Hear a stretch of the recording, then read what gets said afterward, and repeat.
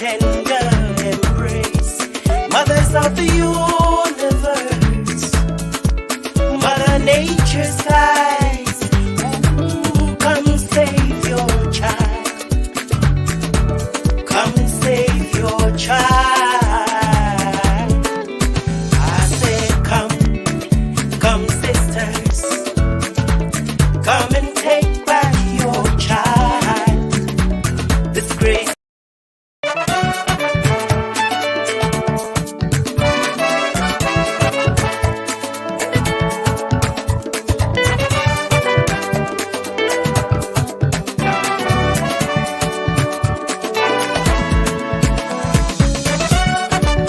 calling all the women, calling every single mother, or by woman, let us unite. Come, mamas, come and save your child. Baby earth is reeling and wailing and needs your tender embrace. Mothers of the universe, Mother Nature's eyes. Ooh, come save your child. Come save your child. I said, come sisters, come and take back your child. This great. Hello, everybody. Welcome to Women with Words. Oh, everybody is pressing tonight. I know, that's right. This is nice. Everybody is at work. I think they got some good pay for Thanksgiving. They're here. It's good to have you back, Eva. I know. Empty Good beauty to be is back, good. ladies. I I'm back. know. And of course, the technocrat is here, Mr. Patmo. It's good to have Mikey. you.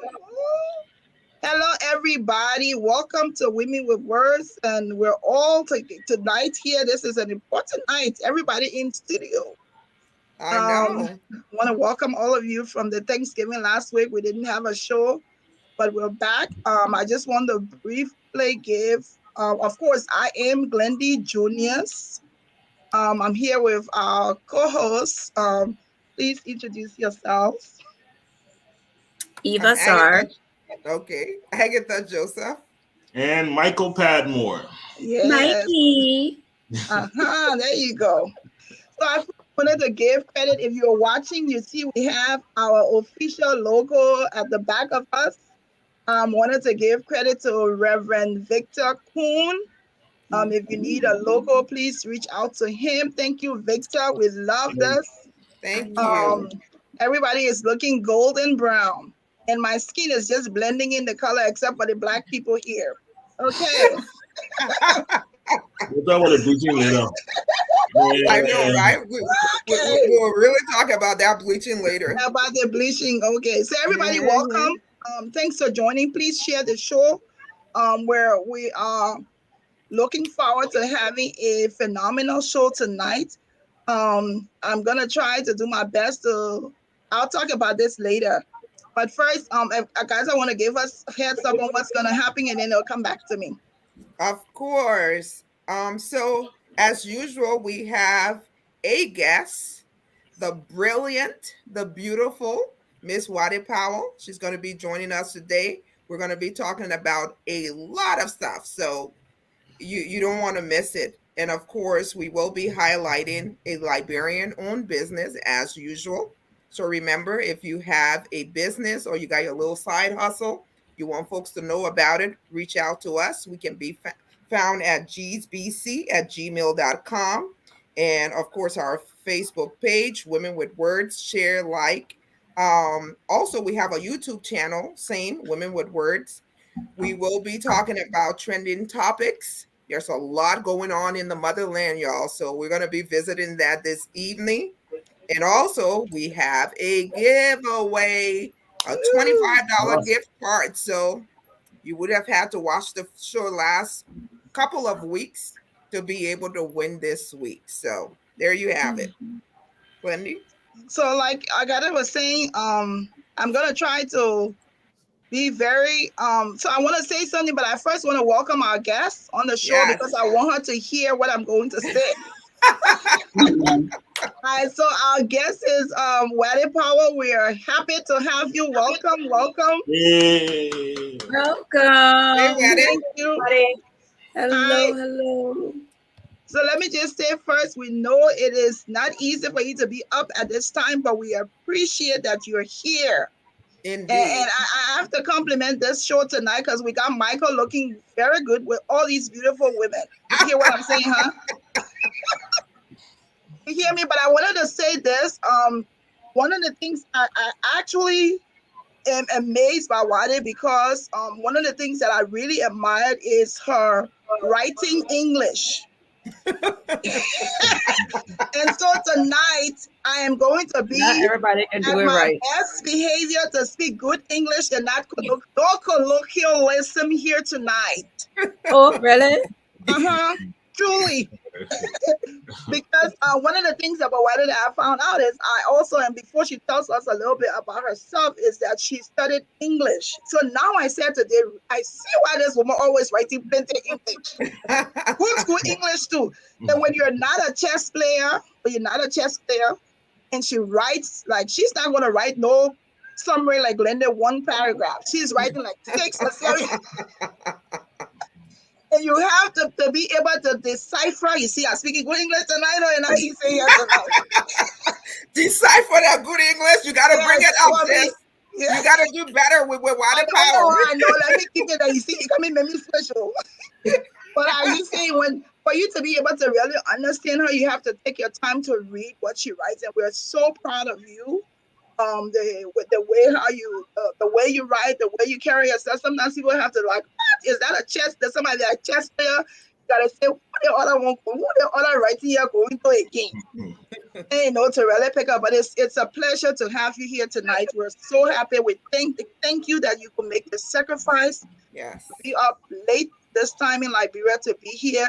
We have a lot to ask you tonight, but first we want you to just tell us a little bit about who you are.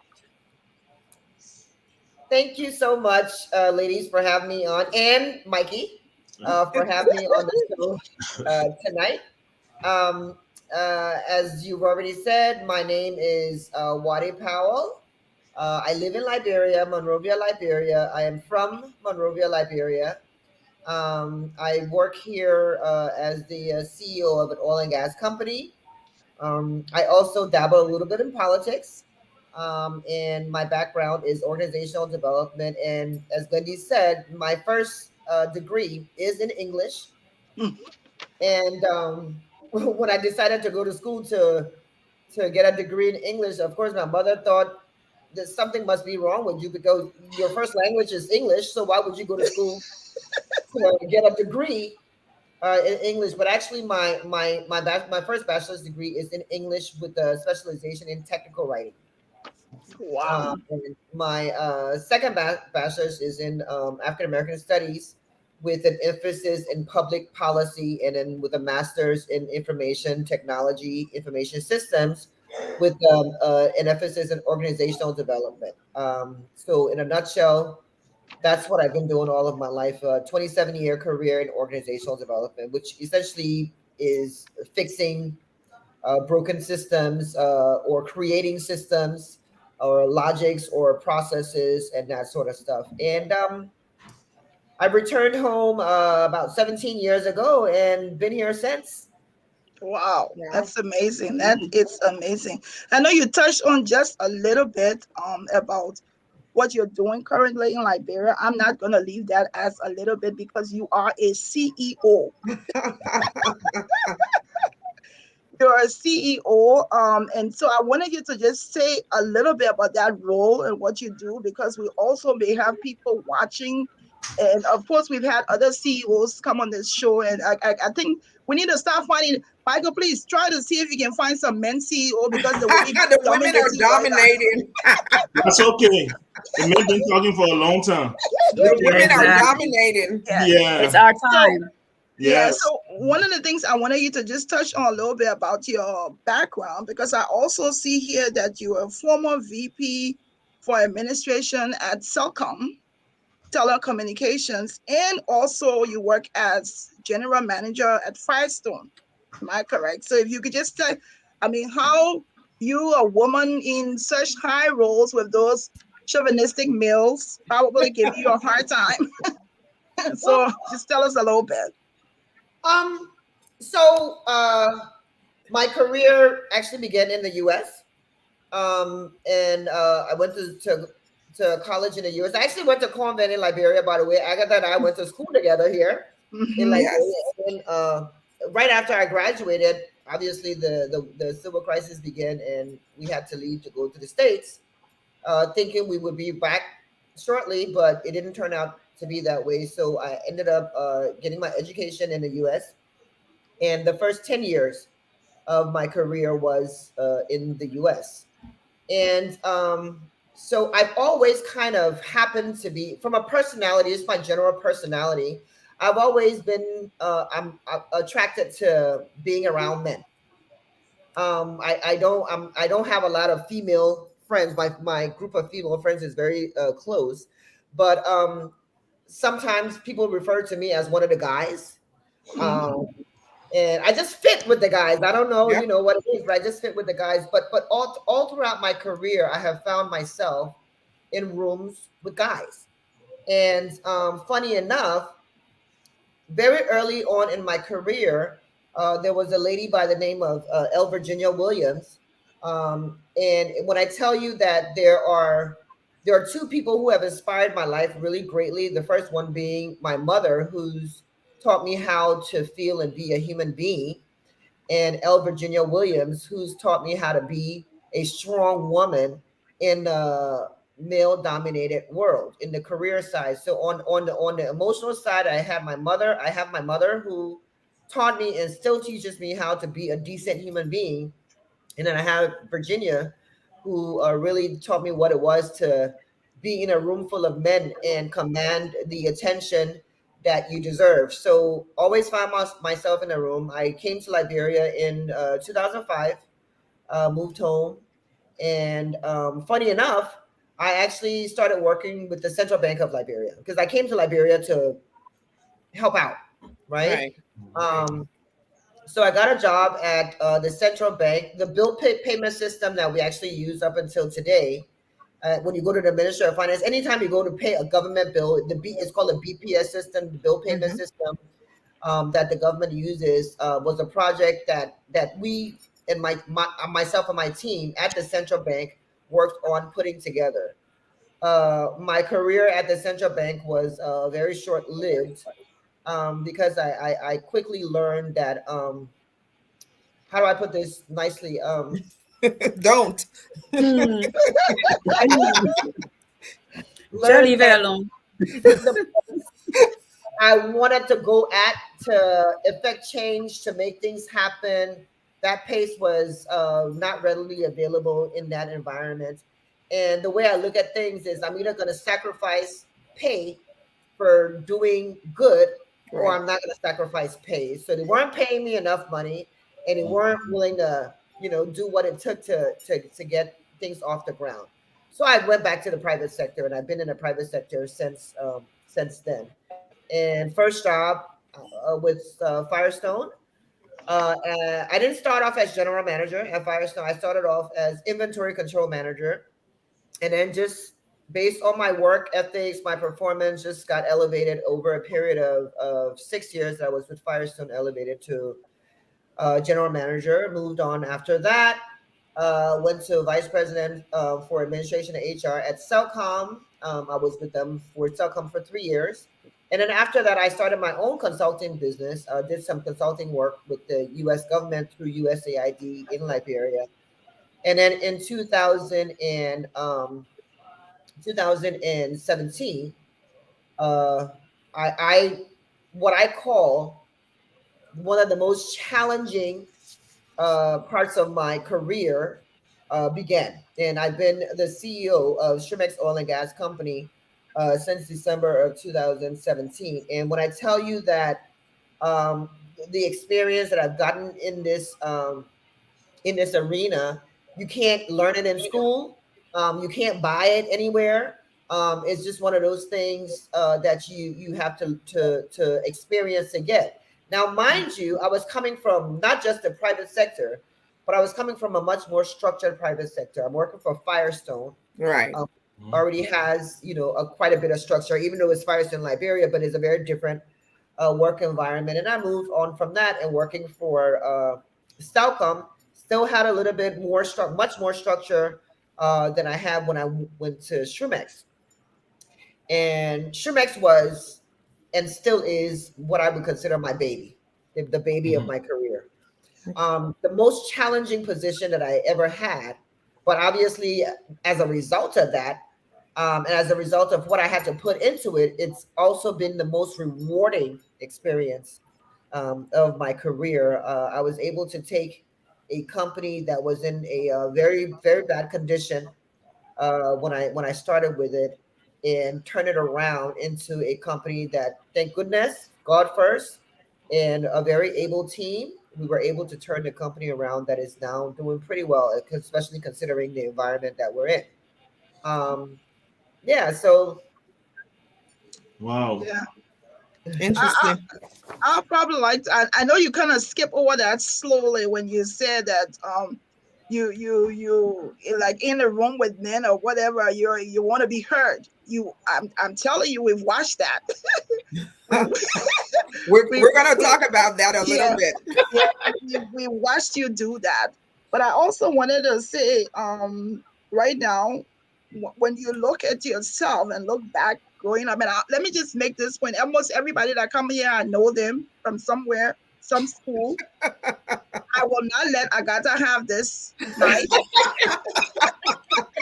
Oh But God. I also say that I also started my elementary school at convent. And I Whatever. went to convent Good comment I again. went to convent from first grade to third grade. I actually connected today with my mother for convent, Charlotte Bernard.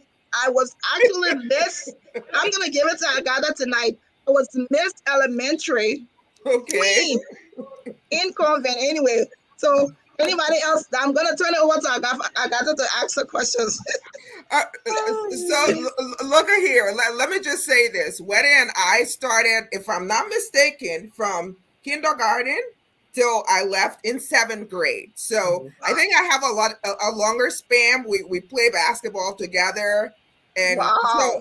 so I think I got this one, Glenn. she actually played basketball, and I actually stood there looking cute.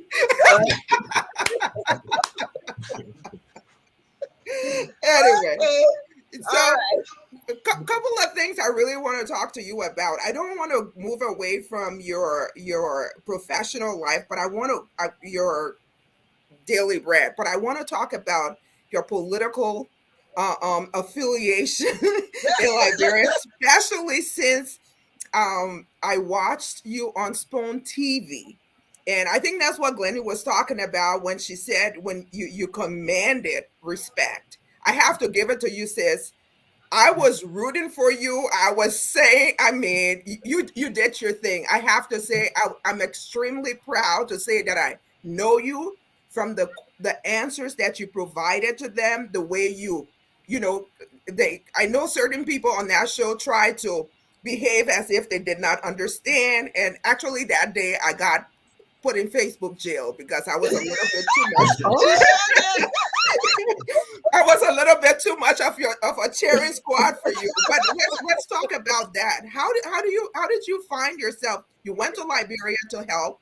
You worked for a central bank for a little bit. Wasn't your cup of tea, right? You went to the private sector, but you find yourself back dabbling in politics. How did you find yourself there? Well, in life, I have this philosophy that you're either a part of the problem or you're a part of the solution. Yep. There's really no middle ground. As much as we as humans, we try to find a middle ground, there really is not a middle ground. And so for so many years, we stood around, us that were here for the first two administrations in pointing out everything that was wrong with the country, but being unwilling to participate in correcting some of the things that were wrong. And so, you're sitting on a fence and telling everybody else how bad what they're doing is, Right. but you're not willing to put yourself in that space to show. If you say you know it all, then put Right. yourself in a space to show what you know and do something. Mhm. In 2017, I actually decided to get involved in politics because someone who I believed in was contesting in the elections during that year, Councillor Charles Brumskin. And so for the first time, I had been in Liberia at that time, 14 years at that time. So for the first time, I got involved in politics and on his campaign. And as we all know the story, we weren't successful. Right. But the reason that I got involved was obviously the impetus for me coming into space was this was someone that I believed in. But the reason that I actually got involved and stayed involved in this space is because, um, you know, we somebody has to stand up for Liberia, and somebody has to, or somebody's not somebody because it's not just one person. Right. People have to love Liberia enough to want to see it better. A lot of the situations that we have occurring in the country right now, it didn't just happen overnight. Right. It's not magic. It's not something that it's understood. You cannot turn, lemons into, orange, right? You get out what you put in. Right. And unfortunately, we have not been putting enough into Liberia. And so what we get now and what we're seeing now is a direct replica of our investment in the country. Mhm. And I always say this, I can't speak for everybody else, but I know I can speak for myself. Liberia has been good to me. Say what you will about the country. We've got our challenges. It is what it is. Yeah. But Liberia has been good to me in the sense that it's offered me such a breadth of experiences that I would not have gotten anywhere else. It's also opened certain doors for me that I may not have been able to have open being in the United States. It has definitely taught me how to. I always say to anybody, if you can live in Liberia, you can survive in Liberia, you can be successful in Liberia, you can conquer the whole world. Because this place is one of the most difficult places to maneuver and to live in. And I have been fortunate. I've been blessed to have had a really, really good career. And now I feel that it's time for me to, to give back to the country, and I like to put it this way, to be kind back to Liberia, since it's been so Yes. kind. It's been kind to you. Yeah. Well, so my second question to you then will be, I admire anyone that would leave the States, Europe, and go back to Liberia. I honestly do. I don't know if personally I can do it for various reasons, but anyone that can do it, hats off to you all. And I understand what you mean about the challenges. When I go back to visit, I experience that in my own little ways. So I can't even imagine, knowing the person that I am, dealing with that on a day-to-day basis. What do you say to folks like myself that we want to be kind to Liberia? Liberia may not be as kind to me as it is to you because I don't live there. But that's my mother's land. What do we say in Liberia? My belly button is buried there. So I do want to give back, and I do in my small ways. But what would you say to someone like myself that, it's a little bit hesitant to do much more than I'm doing? Because I give, but I think I can do a little bit more, but I'm afraid. I'm cautious. I don't want to just, jump in head first. What would you say to someone like myself to encourage me or whoever else that's listening to go back to Liberia and just do a little bit more? Well, I'm the worst person to ask for that type of advice. And the reason for that is that I jump into everything, right? I'm not an overly cautious person. Okay. I decide that I want to do something and I do it. And when I'm making that decision to do it, the only thing that's in my head is I'm gonna figure it out. I'm gonna make it work. made the decision to move back to Liberia, to physically move back to Liberia, it was a decision that had been in the making from the beginning. I never intended to live in America. Okay. So the entire time I was in America, I was like, okay, people better stop fighting the war. You need to stop fighting the war because I gotta go back. I gotta go back. Exactly. So I was physically in the US, but mentally I was in Liberia. And you got to remember, when I left Liberia, I had just graduated high school, right? Yes. And my mother wanted me to go to Cuttington, but all of the juice was happening at LU. I begged her. I said, please let me go to LU. Please let me go to LU. I took the exams for LU. I had started my first semester at LU, and it was fun, right? And so for some reason, psychologically, the entire time I was in the States, the only thing I could think about was that first semester at LU. I was like, I gotta go back home. La pleasure. Exactly. So for me, it wasn't a hard decision at all. Okay. When I first made the decision to move back, I was all set to go, and God wasn't ready for me to go because I found out that I was pregnant. So I was like, okay, not the time now. So I'm gonna stay here, have my child, give it a couple of years, and go back. And I said I was gonna go back when she was 5, and right before she turned 5, packed her up. We came to Liberia, and I said, okay, we're gonna be here for 6 weeks, depending on how she fares, because I know I was gonna be okay. Right. Depending on how she fares was gonna be how I made my decision. Right. And the first time I let her go out in the yard, and she came back with dirt on her face and dirt over her whole body, sweating like nobody business, pulling a side. I was like, okay, we're gonna be all right. We're not going back. You gotta love it. I know. So went back to the States, celebrated her 5th birthday, put my house on the market. Fortunately, we're right in a time where the housing market was a seller's market. Right. Turned my house around. This is shortly after 9/11. Wow. Sold my house, put all my stuff on a container, and I said bye-bye. Wow. At the time, there was one flight, leaving Liberia every week. And I said to myself, hey, listen, nobody's putting a gun to my head to go back to Liberia. There is a flight out of Liberia every week. Right. The week I reach and I decide this is not working, come right back. I'm going to get on a plane. I have a flight. Go right back, right? I went to America at a very young age. I was able to start my career there, have a successful career there. If I got to go back, I can do it. Right. But I always knew in the back of my mind that for me to get back on that plane, to say I'm coming back to America to live, that means Liberia is burning. Wow.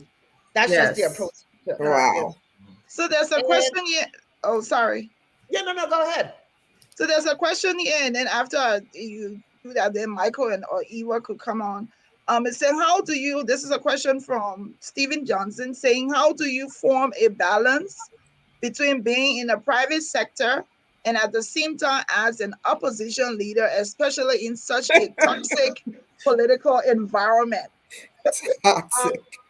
So lots of years and years of practice, right? So you may say that in Liberia we have a special way of engaging in each other in politics, right? And, yes. When you disagree with people, when people disagree with each other, instead of engaging on the issues, they tend to be insulting, right? So I don't really pay attention to any of that sort of stuff. When I say years and years of practice, even in the corporate world, with the environment that I've always been in, I've always been in a space where men were trying to, make me feel like I didn't belong in that space. Right. But my whole approach to everything in life is that the only person that determines the space that I belong in is me. Nobody else. And so I have, like I said, I've had a pretty good career in the private sector. I've been pretty successful in the private sector. I thank God for that. And you get to a point in your life where you have to, or at least I get to stages in my life where I decide, okay, I've accomplished this. What's next? So there's always what's next, for me. And being when you reach CEO status, for anybody, when they reach CEO status, that's the pinnacle, right? Of course. at that point, I'm a business owner. I own my own business. I'm a partner in the business that I'm a CEO for. I own businesses in America. So I've kind of, from that standpoint, reached the pinnacle, right? And so being able to manage that, especially at this point in with being with the company, it took about a year and a half, 2 years of upfront investment to train my staff, to Right. get my staff to own their roles, to own the company, to understand what their part of the company is, to be able to free myself up to do other things. Because remember, before I take this job, I had my own consulting company, Consulting, right. which I have maintained throughout. It was never my intention to, go back 100% into a 9 to 5. So I spent the first 2 years training, my people to take it on and to own it, because at the end of the day, we don't eat unless we make money. Exactly. So I have a wonderful staff that pretty much run the company right now. As you all know, we had COVID for the better part of 2020. I happen to have gotten stuck in the US when COVID broke out, so I couldn't leave for over 6 months. And the people here, my staff here on the ground, ran the company and ran it very well, if I must say. So it's all about preparation. It's all in how Right. you prepare yourself to not be limited and not be, put stuck in any one situation. I'm actually loving, being able to play both roles right now, because one role brings in the money and the other one allows me to be able to help my country. So life doesn't get any better than that. Cool. All right. Eva or Michael? You can go ahead, Eva. Well, I'm gonna flip it a little bit. One of the questions that we have is, how do you see the young women in Liberia reaching your level, or women like you being a role model for them? How is that environment for young women to prosper? Well, there's two sides to that answer. So Liberia, fortunately, is not a country that by law prohibits women from doing anything or from reaching any level. So we're thankful Right. for that. So Mhm. you can go as high as you want to go in Liberia. On the flip side of that, Liberia right now also does not offer a lot of opportunities. So a lot of times women have to create their own opportunities. Right. One of the things that I think the younger women now, and when you're looking at, I happen to have a lot of young friends who are in their late 20s, early 30s. And when I tell you, when I see these young women and their hunger and their drive and their kick-ass attitude, I mean, they're going after what they want. They're kicking down doors. They're not accepting no. So I'm proud that some of these women are around, and they do exist.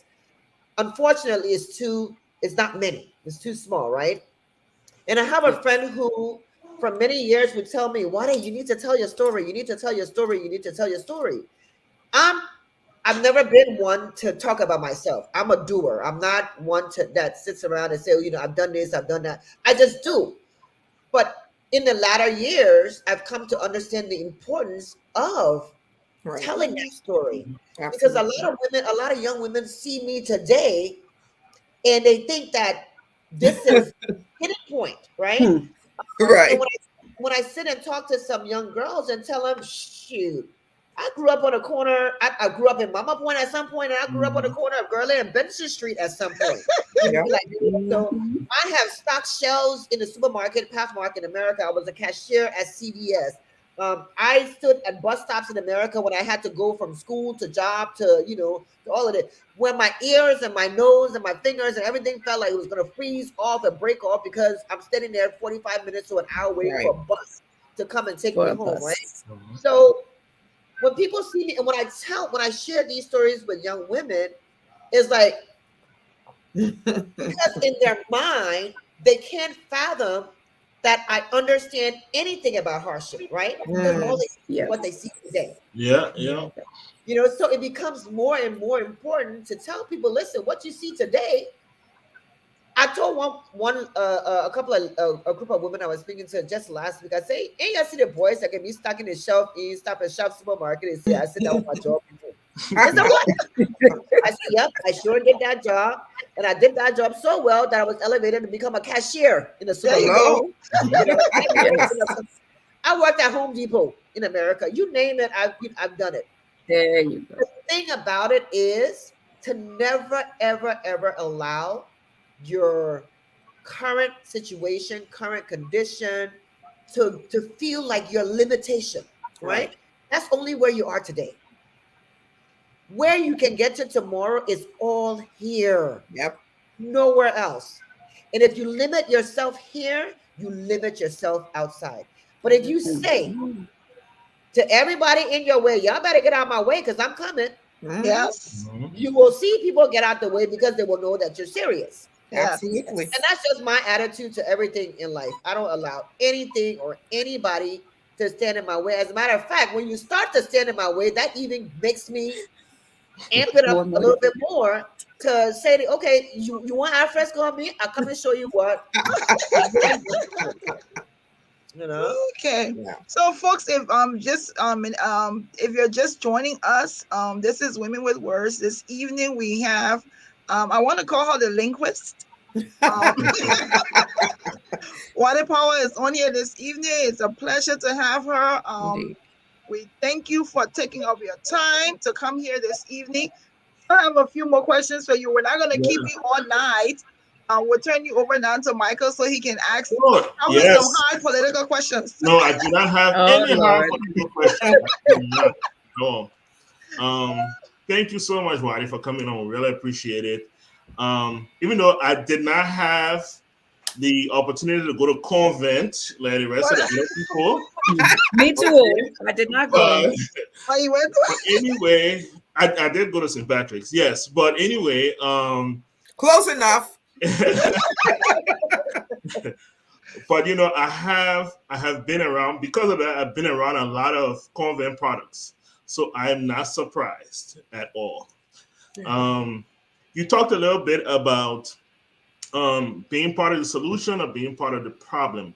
So, and you talked about some of your accomplishment you've had. So my question to you now is that now that you feel like, okay, you know, I've hit CEO, I'm part of a business, ownership, those kind of things. Can we see in our future an elected Wadei Powell in Liberia? It's quite possible. All right. I like that. You know, listen, in life, limitations are only placed on you by yourself. Okay? Right. Yes. I don't know what the future holds. I don't know what that looks like. I don't know the timing of it. And I always am one that depends. I rely on my gut and I rely on, I really believe that God will give me some messages sometimes. You know, whisper to you. Whispers to me, you know, and I got my ear open. I try to keep it open. But absolutely. Yes. I don't know when, Awesome. but absolutely, you know, I'm going to be on that scene. Awesome. That's good to hear. One other question I have for you, real quick here. So we talked about the business and the work ethics. So my question is, how do you what is Wadei Powell like on a Sunday afternoon? How do you wind down? How do you de-stress? You know, what's that part of Wadei Powell like? Work. Always I am a workaholic. Wow. Yeah. So even when I'm at home and by myself, I'm working. I'm constantly working. You know, there's so much to do and not enough time. And I also love to sleep. I respect my sleep. Right? Yes. So I make sure to give myself enough time for sleep. But for the most part, when I'm not sleeping, I'm working. Doing something, whether it's Shrimex work, whether it's political work, whether it's stuff for the women that I work with, because I do stuff with women, whatever it is, I'm constantly working. I do have Netflix on in the background Mhm. when I'm working, so I kind of like to listen to stuff. But I'm a workaholic. I don't know how to not work. But I have a little. Sometimes I like to sit in my jacuzzi on the porch and just relax and watch Netflix. There you go. Or sometimes I don't have a large group of people that I hang out with. Mostly my family, so I'll have a couple of my family members over. Like Sunday, I had some of my family members over for the beginning of Christmas celebration. So I pulled out the red tablecloth. I did a little swooping decoration. I put up my Christmas tree. So that's the kind of thing that I like to do nowadays. I mean, when I was much younger, I was out there in the streets and partying and having a good time, and there wasn't a party that I wasn't ready to go to. You know, been there, done that, have had all the fun that I can have out there, and now relaxing and Netflixing and hanging out with good, close friends is really what I do now. There has to be wine somewhere in the package. There you we go. go. Right there. Yes, there has to be there. There has to be wine somewhere there. So Yes, I'm actually a Scotch drinker. okay. Right? So and every now and then I'll have some wine, but good single malt is my thing. Okay. I know I'm what gonna to bring look- for I'm you gonna when look I'm for coming now. All right. So there's just one question here from the audience that I'm going to ask, and then we'll wrap up so that you can go and get some sleep. Evangeline is saying I would like to be kind to Liberia, as you stated. Oh, that's my stepmother. She said, I would like to be kind to Liberia, as you stated, but don't really know how to do. What do you suggest? So here's the thing.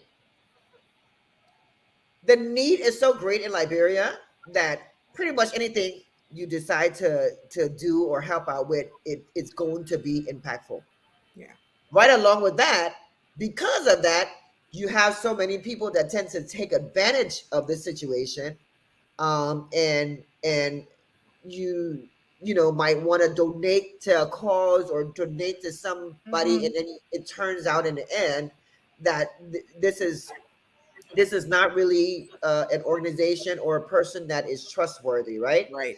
So one of the things that I would always say, listen, if you know people who, like, a lot of people ask me all the time, say, hey, I want to do something, can you point me in the direction of somebody that's reputable? And I'm always ready to do that. One of the organizations that I support and have supported from the beginning is an organization called Keep. Brenda Moore. Yes. And I that's the organization that I give most of my financial support to. And the reason for that is because I see the work that Brenda does. It's Yes. tangible. Right. It's not in a brochure, right? It's not only in a brochure, right? I see what she's doing. I see the impact that she's making. I see the passion that she puts into this work. So Keep is an organization that if anybody wanted to support, I would hands down. As a matter of fact, I just sponsored a reading room with them over at the YWCA, and she's like going on like 40 something reading rooms at this point all around the country. So hands down, Keep is one organization. But one of the things that I find, I guess, joy in is engaging small groups of people on a one-on-one basis. So one of the projects that I'm working with, for example, right now, the lady that does my hair. So one time she was braiding my hair and we were just having a conversation. I was, always like to tell young ladies about how to push themselves forward. Right. And so I said, y'all, every time you come to do my hair is, $50, $60 for a braid. You're probably doing 2 heads a day. If you times that by 6 days a week, 26 days a month, that should be pretty decent money coming in, and you can do something. So, how come y'all always crying broke? And so she started explaining to me the challenges and blah, blah. So I said, listen, okay, why don't we make a deal, right? And you'll find that a lot of the challenges that these women have is not that they're lazy. They're not lazy. They work hard. Yeah. Unfortunately, their challenge is they don't know how to build a business, right? Business. And they're not entrepreneurs. They don't know financial management. They don't have processes and systems in place, right? They don't know how to save, right? So I said to this lady, I said, I need for you to find me 10 strong, badass women. Hmm. And this is what we're gonna do. We're gonna set up a location that all of them gonna be in. I'm gonna get some seed money for this Right. project. But what I need in return, this seed money is not going to be paid back to me, but it's going to be paid because I need you to put something back into developing your business, right? Right. So we're going to sign contracts. We're going to have 10 people. We're going to say, okay, X percentage is going to go towards your operational costs. X percentage is going to be required for you to save for yourself down the line, just in case anything happens. X percentage is going to be kept aside so you can make sure that you have all of your material, whether it's your weed, your hair products, whatever it is. Right. And X percent is going to be what you take home. Now, if you want to take what you take home and give it to your husband or your boyfriend or blow it, however you want to do it, that's fine. But the money that you're going to save, you're not going to touch it for at least 3 years. The money that you're going to put into the account for maintenance, for operations, is going to go towards operations. You're not going to have access to that. If you do that after 3 years, we did the numbers. I said, if you do this, if this is what you're making on a daily basis and you're making this on a monthly basis and you save this money, can you imagine what you would have? Right. When I ran the numbers with them over a period of 3 years? Yes. In 3 years, you can actually decide, you know what, I want to open another Right. Yes. business somewhere else, or I want to do this, I want to do that. So that's my pet project that I'm working on right now. 10 women, looking to give them a seed fund of $25,000 so they can start this business. And within 3 years, we're looking for them to become 100% profitable and Yeah, everything. equitable. Mhm. So That's awesome. that's that's definitely something that you can do. If you're not here, for example, you can partner with somebody that's here, but just make sure that you do your homework because there are a lot of people here who are shadier than a plum tree. And you got tons and tons of NGOs, and they can write a proposal to you that sounds like they're about to give you the world. Yep. But but yeah, so I work with a lot of organizations that I have researched and I have come to trust. Not that many, but quite a few. You got organizations like All Rocks, for example, that works Pompidou Joa that works in the area of women and children protection. I mean, there are many of them. There are people doing things here, but you just got to be careful who Absolutely. you're partnering up with. But there was a question I think that I got asked earlier. I think I want to go back to for people who are not, and I totally understand. Some people not being able to pack their things and leave. They come, move 100%. Right. But I always like to give the example of what our neighboring countries do. For example, when you talk to a Ghanaian in America or in the diaspora, wherever they are, that Ghanaian got stuck in a house in Ghana. Yes. They got a shop in Ghana, right? You talk to a Nigerian, same thing. For the most part, you talk to Sierra Leoneans, but when you talk to people from Africans in the diaspora, they got something going on, right? Yes. So even if you're not able to move, right?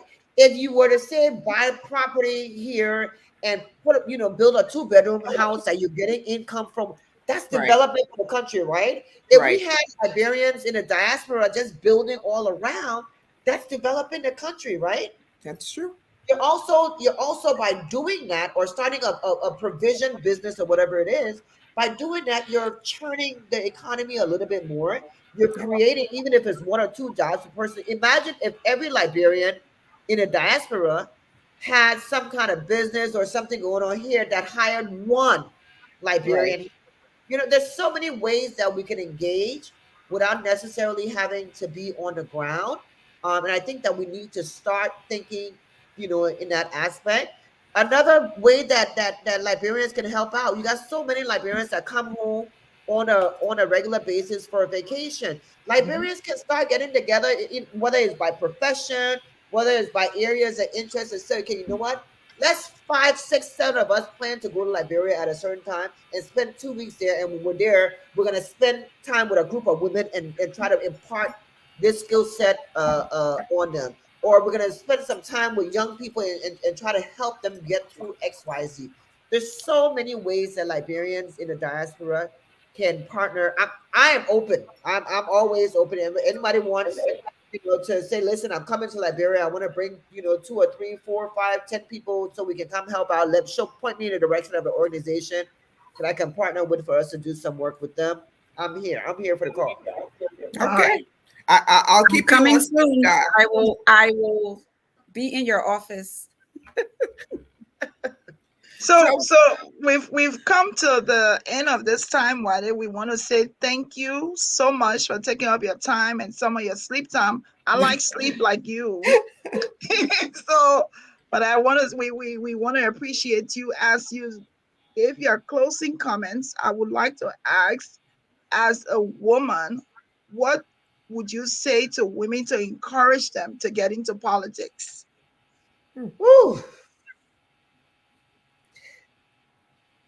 Yeah, that's a tough one.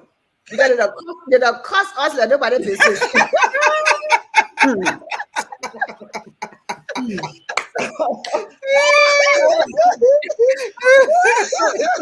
If you're a woman thinking about getting into Liberian politics, the space is there. We need strong women in this space.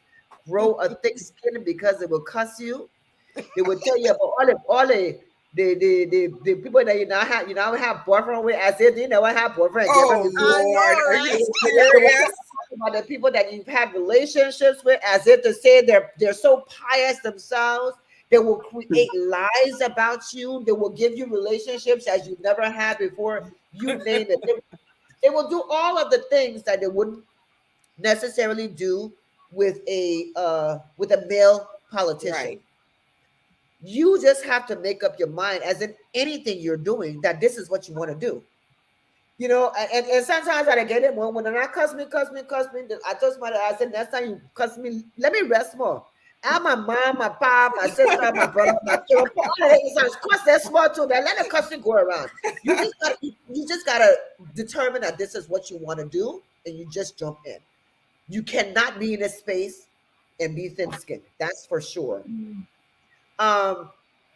One of the things I always say also, I'm one of those people who, I'm not the feminist in the sense of the word where I support anything and everything that's women. Right. I detest dishonest women as much as I detest dishonest men. Yeah. I am all for empowering women that mean well, right? Or empowering women that are impactful or that are giving back. I am not one to say, regardless of who the woman is, whether she is good for the country, whether she's not good for the country, I'm going to support her just because, we happen to be from the same gender. So I when I try to attract women into this space, and I'll be all around begging some of my friends, and then I get tired of it. And because there are some strong women in this country that I really want, to see in this space, because I think that they would do so well.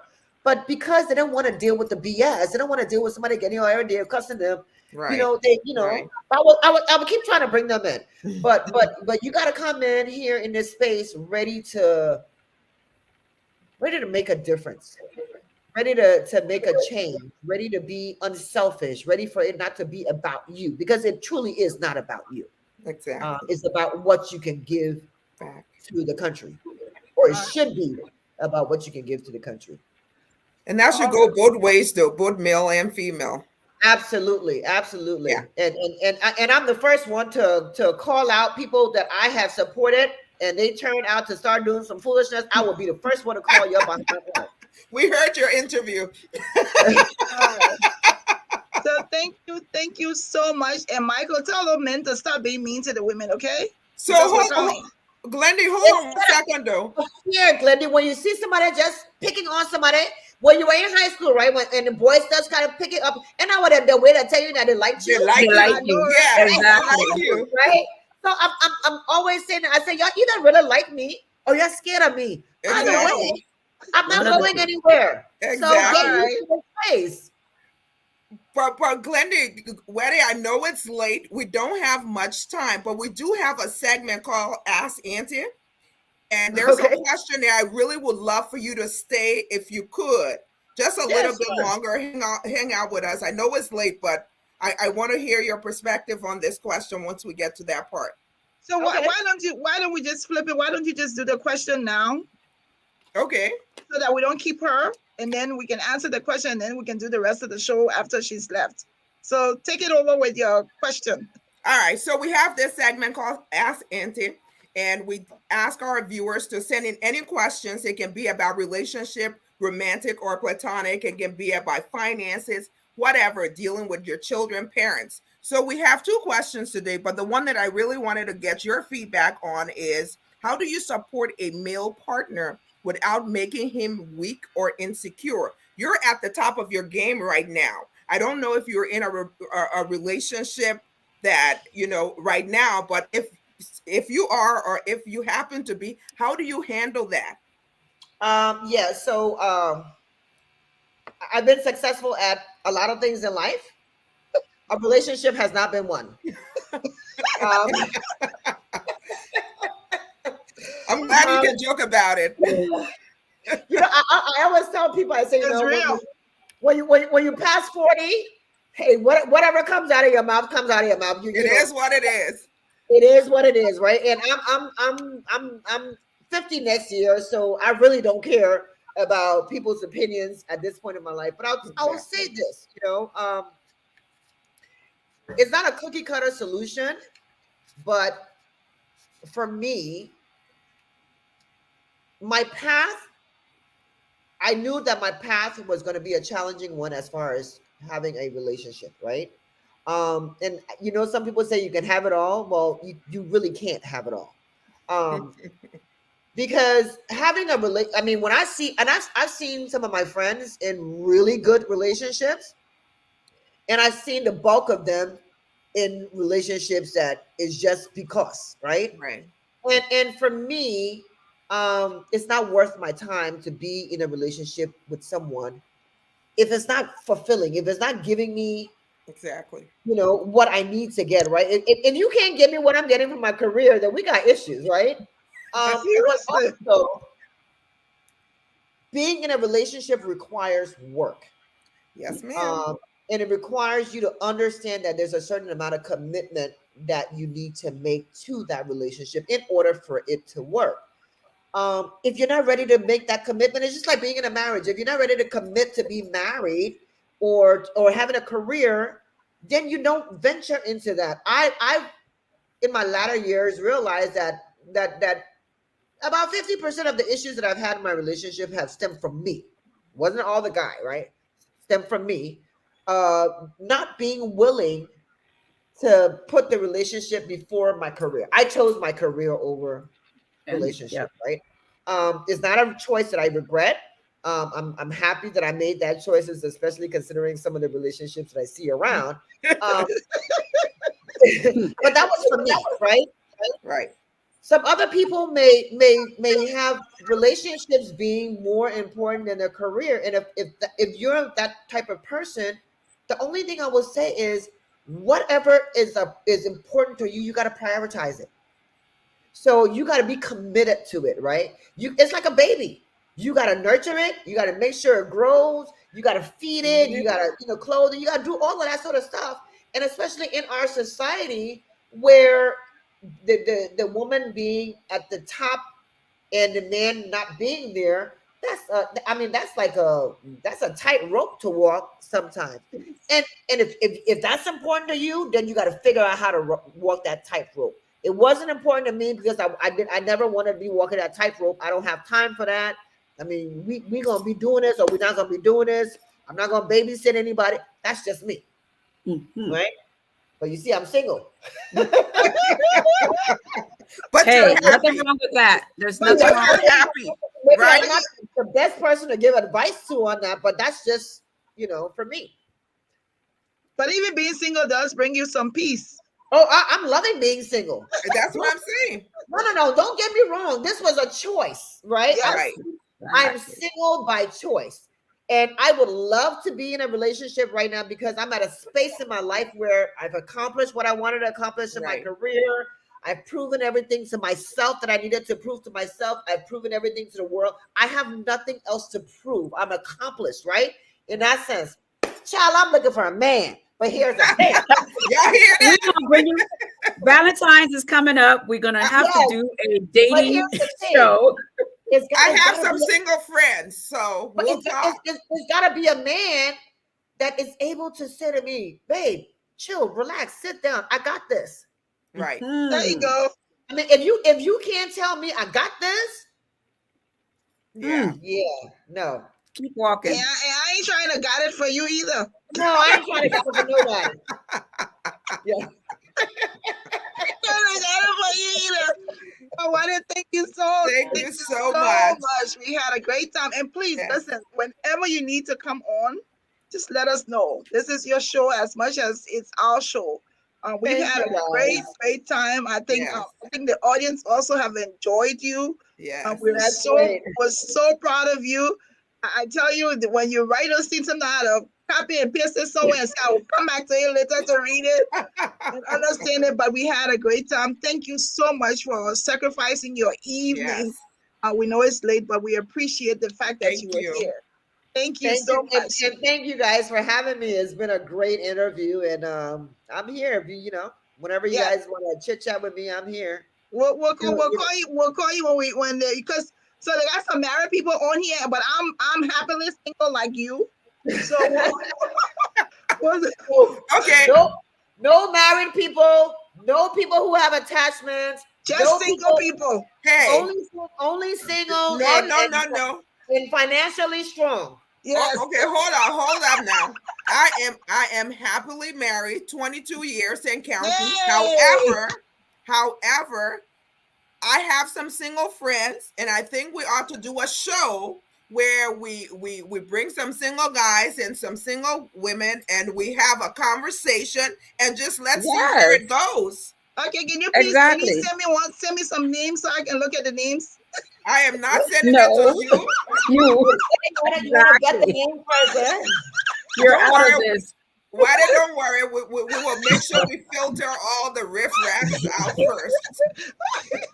Wadi, thank you so much and have a pleasant evening, okay? Thank you, guys. Thank you. Thank you, All Wadei. right. Look at Eva trying to do some dating game here. This Eva is a mess. I know that's right. Why not? He was trying to pair people here. Okay. Ain't nothing wrong with that. Uh-huh. Why not? Uh-huh. So folks, thank you guys for watching. We're not done yet. We're gonna go into you want to do we have an ad or we want to skip that? Let's just skip that for today.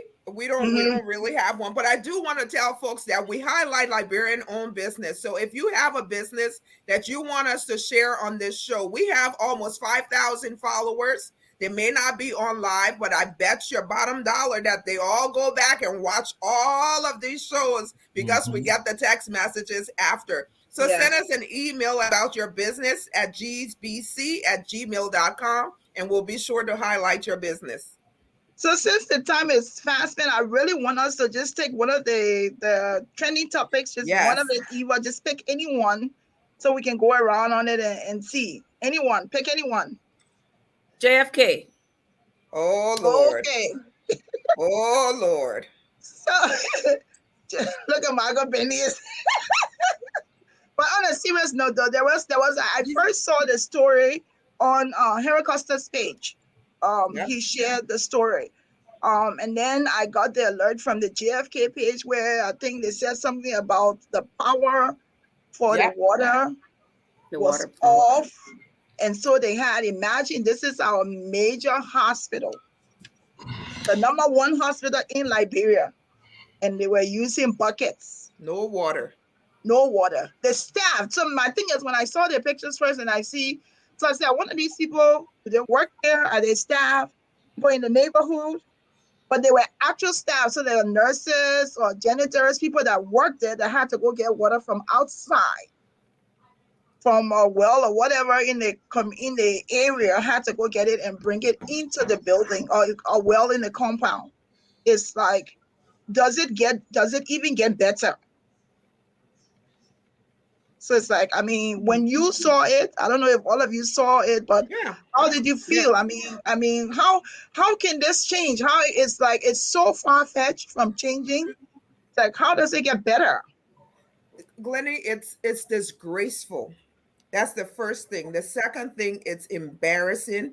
And then you step back and say, this is really, really sad because these are our people. I remember a time in Liberia where JFK was the hospital to go to, right? ELWA hospital.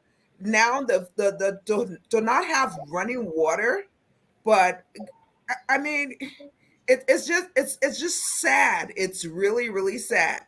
We think people were dying before. It's gonna be even worse now. Look at the entire Monrovia. I saw Miss Bra cleaning it up. So with the felt in Monrovia, you're talking about diseases. Those people are going to be sick. They're going to need somewhere to go. And then the only government hospital, the major one in that whole vicinity, doesn't have running water. How can you sleep at night knowing that you're responsible for doing this and this is what people get? It's sad. It's sad. It's sad. Mikey, where do you start? Well, I was in Liberia in April. I spent a majority of my time at JFK. So I wasn't shocked. Somebody posted, I think it was today. So I was just browsing through Facebook before, while waiting for my flight. And somebody posted that, I think it was Abby Tyler, but she said that, Henry Costa had brought this to their attention, but it wasn't really gaining traction. And what came to mind was because it's not strange. Mm-hmm. It's not strange. It's the norm. We're Yeah, used to it. it's not strange. Wow. That wasn't a strange thing. I went to JFK.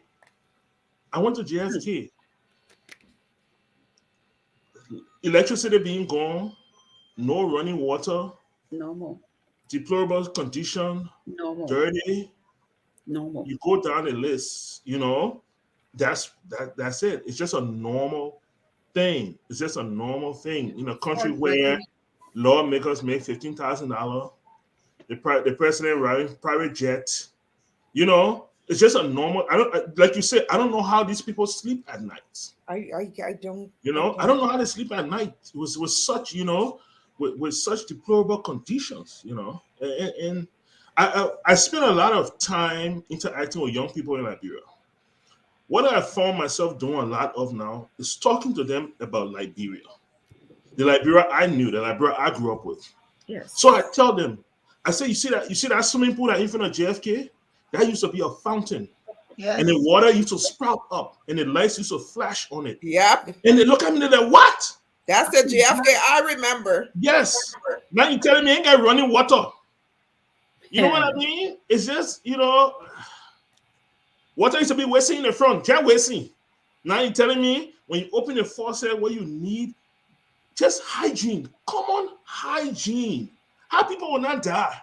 Exactly. From and other thing. And you can't wash your hands from room to room. You can't even wash your hands. Like how do you provide care? If a clinic ran out of water, you will shut that clinic down. Exactly. Go to the water clinic, you will close the doors. Yeah. Yes. You can't operate without running water. It's just impossible. But then, for me, it comes to mind even the water they're getting from outside. How sanitary is it? How right? Because you have patients in the hospital that are sick. I mean, if it's from a well, or even if it's from a pump, how safe is that water that you're bringing in? Exactly. For the patients, and to not even have a backup system. But wait now, okay, so you say the electricity is gone. Do we not have a backup generator? What? Yeah, please. So we're dealing with water right now. So if the electricity is gone, the water is like a minor issue. You got patients there on machines. You got patients there that need oxygen. You got patients there that need a lot of things that require electricity. So what are we doing now? Man, let me tell you what I've heard, Eva. They said before this whole electricity and water business, someone that was in the hospital, their husband was recuperating from COVID. There were rats, not mice, those big, what do they call it, tabadu? Those big rats. They were dropping from the ceiling and it dropped on the bed. Jesus. That is JFK. They shouldn't even call it JFK anymore. What is it? Just for killing? Is that what the JFK stand for now? It's such a shame. We need I mean, to do better. it's so terrible because then the thing about it, they just think like so they can just do a pronouncement, do an announcement, and say, "Oh, we're sorry, the water is off, and so please bear with us." It's like No. it doesn't get better. When does it stop? It's like Liberia is just bleeding everywhere. I mean, when does it stop? When does it get better? There's trash. There's people not taking pay. The LU students on strike. I mean, you name it. It's just happening. Gosh. It's just happening. But can we in Liberia or the government, can they be encouraged to just fix one thing? Let one thing just work well? They fix that salary. The thing is, you have to want to do it for country. Unfortunately, what I see in Liberia, a lot of the folks that are in power, they're not there for country. They're there for self. Yep. It's all about them. You see how they parade themselves all over the world? That the leaders, exactly what Evangeline said, they really don't care about the country. They care about gaining personal wealth.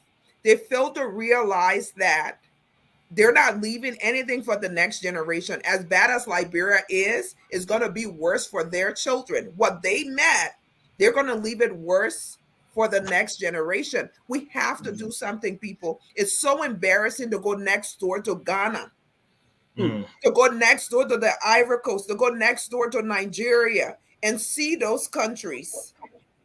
You know, we talk about Rwanda and their president and how well Kagame is doing. And you know, he brought that country from a war-torn nation, just like we are. So it is possible. It is very possible. We have people really gotta make smart sacrifices. people.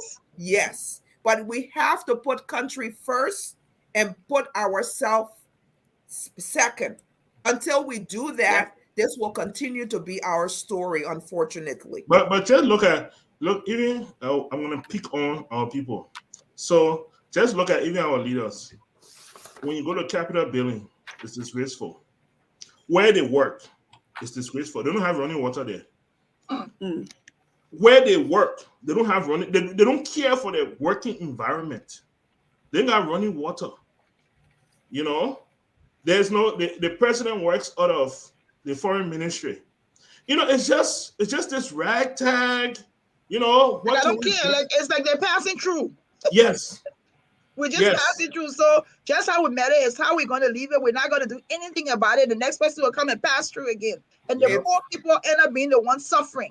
Exactly. Because it's not because they're acting like they're visitors in their own country. You know what I mean? It's like, I'm not going to fix anything. I'm just a visitor here. My area will be fine. And then I'll just move on. And this group of people will come and just continue to move on. But the average Liberians, they're the ones suffering. But they can't go to the hospital. You talk about that, Glendy, and I'm gonna do like Michael did. Let's pick on those people. The people that we're saying that are suffering, those same people that we continue to send money to every month. I know quite a few of them that I support personally, right? We're sending money to those people. Those people see what their leaders are doing. And do you think when it's time to vote, they're going to vote for some, you know, they're going to vote for those same people? So how do you change that mindset? Unfortunately, until we educate our people, and I don't know the answer to do that, but that's part of our problem. Our people just don't know that they deserve better. We have to keep telling them you deserve better. Until they get that, they will continue to accept this kind of mediocre leadership. So, but the thing about it is, when you talk about the education, it's like, how much education do you need when you're feeling the pain? You're suffering. You don't have food. So how can the education come and change your mindset when you're in it every day?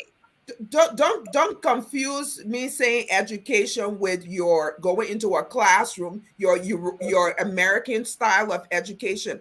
Look, our native people, they don't have to read and write to be educated. When I talk about education, I mean just being wise, having wisdom. You don't need a formal white man's education to be wise and gain wisdom. That's the kind of education I'm talking about. They just need to understand. It's the mindset, Glendy. It's the mindset of our people. Like I said earlier, they have to understand that, look, this life, I can do better. I deserve better. The leaders that I'm electing needs to do better for me. There are some that are doing something, but then there are others that are just all about self. Yeah.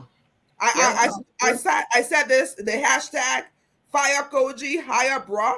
I mean, it's for me, it's simple. Honestly, why should you bring an outsider to do a job that someone was put in position to do? If he's not doing it, get rid of him. Put the person that's actually doing the work. Yeah. But do you know, ironically, so we have Koji there who's working, and then they bring Mayor Bra. The Senate or the House or whatever, they didn't question Koji as to why the city is dirty. They bring Mayor Bra there to the question of why she whipping the people. Yeah. It's like, who does this? So they're not concerned that the city is dirty. And then also Koji goes and brings somebody in to start doing the work. So he's being paid, she's being paid. Of course. And so the Senate, they're concerned about, now they're talking about, they're concerned that, she's being brutal to the people, but you got a mayor there who's not doing anything. It's like, what kind of people are these? Where's the focus? Yep, that's absolutely true. You know, and when I see people, especially last summer, when I saw people, you know, they were planting these solar street lights, and I saw people cheering. You know? And I was like, the Liberia I grew up in, every now and then, dry season, light used to go for 1, 2, 3 hours. Maybe. Mm-hmm. Yes, you know, but we were consistent.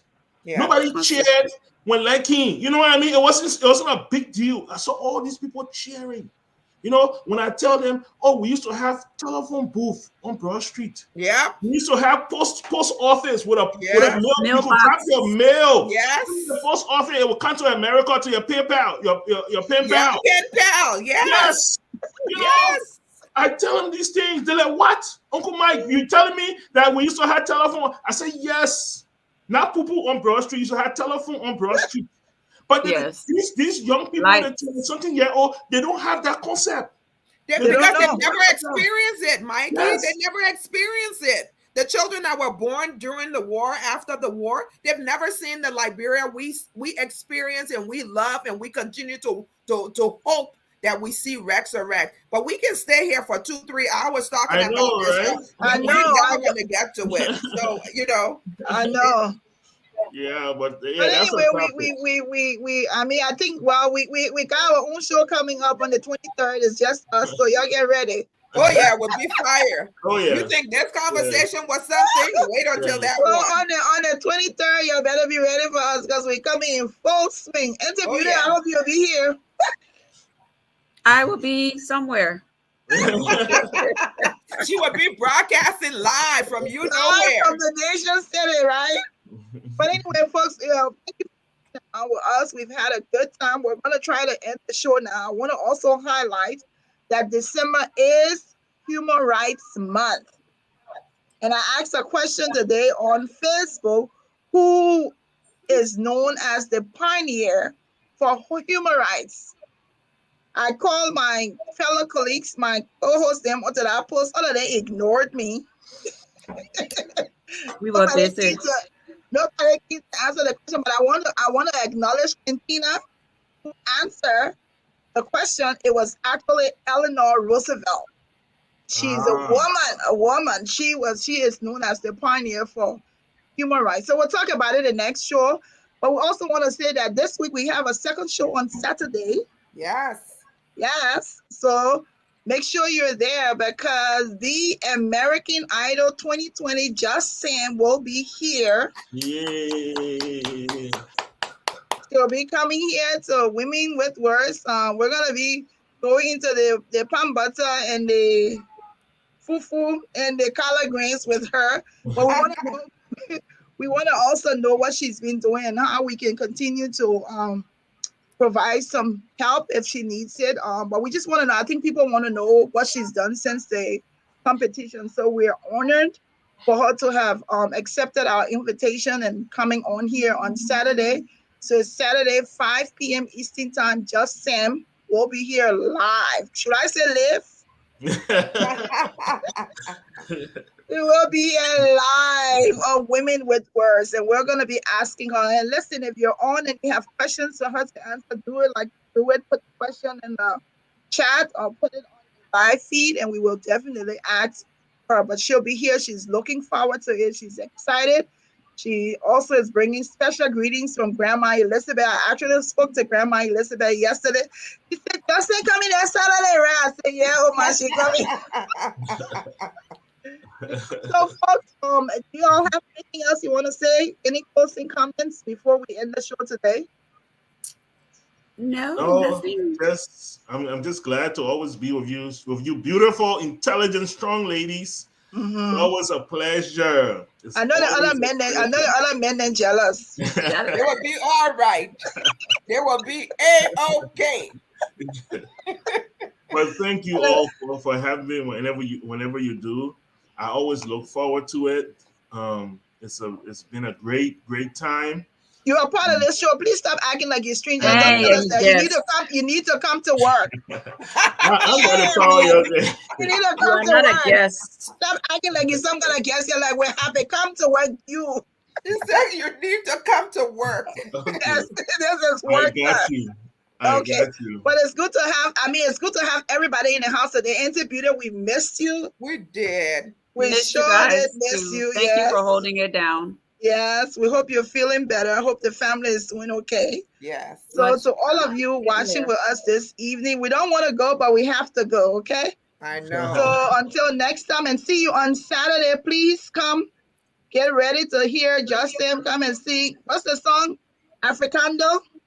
Yep, Africano. And the other one is what? Change? Change. Yes, so she will be talking to us about Africano, change, or religion, everything. You name it. Going down the subway, you name it, she's coming. She's going to bring it on to us. So until next time, folks, we'll see you. Thank you for watching Women with Words. Bye, y'all.